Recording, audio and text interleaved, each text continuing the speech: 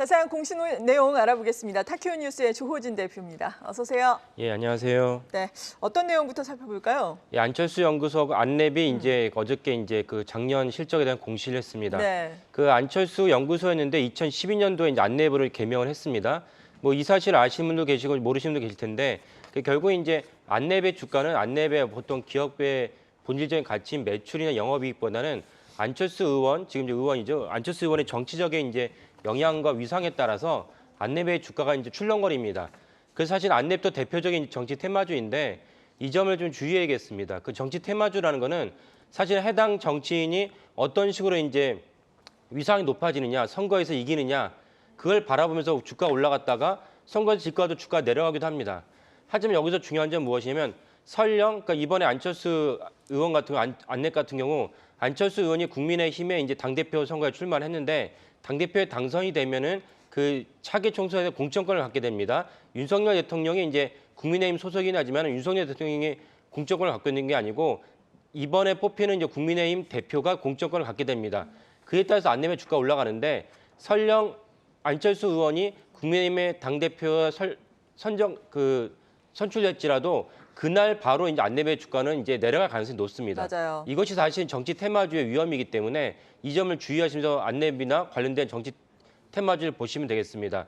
이유는 무엇이냐면 아까 서두에 말씀드린 대로 안랩의 주가가 안랩의 본질적인 가치인 매출이나 영업이익 때문에 주가 상승한 것이 아니고 정치적인 모멘텀 때문에 올라갔기 때문에 선출이 끝나는 날, 선출이 완료되는 날 설령 이제 당선될지라도 모멘텀이 상실합니다. 그래서 이제 안랩의 주가가 내려가는 것이고 이것은 사실은 안철수 의원이 2012년도, 11년도부터 본격적으로 정치인으로서 이제 행보를 시작했을 때부터 계속 반복된 일이고 굳이 안랩뿐만 아니라 다른 정치 테마주도 동일하게 반복한 일입니다. 이 점을 주의하시면서 안랩을 비롯한 정치 테마주를 보시면 좋겠습니다. 네, 비교적 괜찮은 실적을 발표를 했는데 전년 동기 대비해서 영업이익 17.7% 늘었는데 이러한 펀더멘탈로 판단하기보다는 아무래도 정치 테마주로 엮여 있으니까 주의가 필요하다라는 말씀이었습니다. 두 번째 기업은요? 네, 두 번째 기업은 HPSP를 말씀드리겠습니다.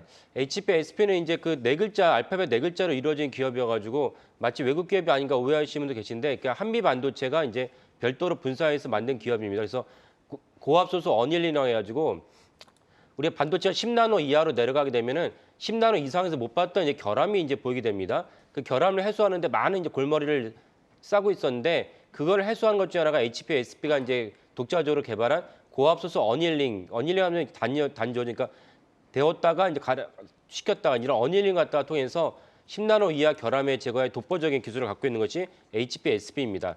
HPSP가 이제 실적을 발표했는데요. 실적이 아주 좋았습니다.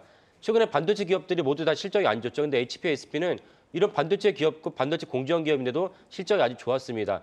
그래서 추정하건대 아까 말씀드린 독보적인 기술을 갖고 있다는 것도 장점이지만 HPSP의 주요 고객사 중에 한 군데가 이제 그 대만의 TSMC입니다. TSMC가 이제 1월 달에 발표한 실적을 보면은 4분기 실적이 영업이익률이 TSMC가 원래 50% 정도를 좀 밑이었는데 4분기 실적을 보면은 TSMC 영업이익률이 무려 52%가 나왔습니다. 그 정도 TSMC가 독보적인 실적을 보였는데 네. 그 이유는 무엇이냐면 TSMC가 이제 파운드리인데 파운드리에서 10나노 미만의 파운드리를 갖다 제대로 할 수 있는 기업은 TSMC와 삼성전자 두 군데밖에 없습니다. 근데 삼성전자는 그 파운드리, 그 10나노 이하 파운드리에서 수율이 좀 안 좋거든요.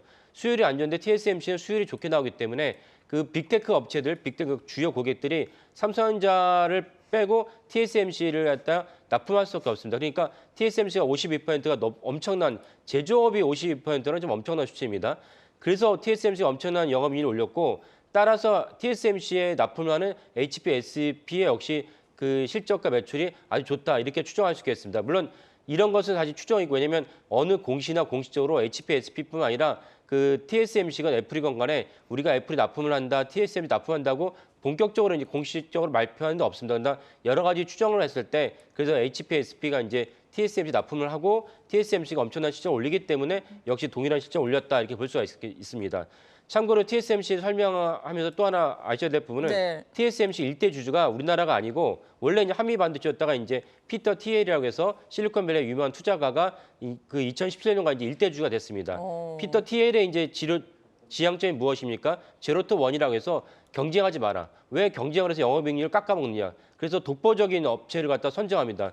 이런 점도 역시 HPSP가 얼마만큼 기술력이 독보적인가를 알 수 있는 또 다른 이제 방증이라 할 수 있겠습니다. 네, 한미 반도체는 오늘 또 52주 최고가를 경신하고 비슷하게 올라가고 있는데 HPSP 좀 더 상승 탄력이 나기를 기대를 좀 해보겠습니다. 타키오 뉴스의 조호진 대표였습니다. 고맙습니다. 예, 감사합니다.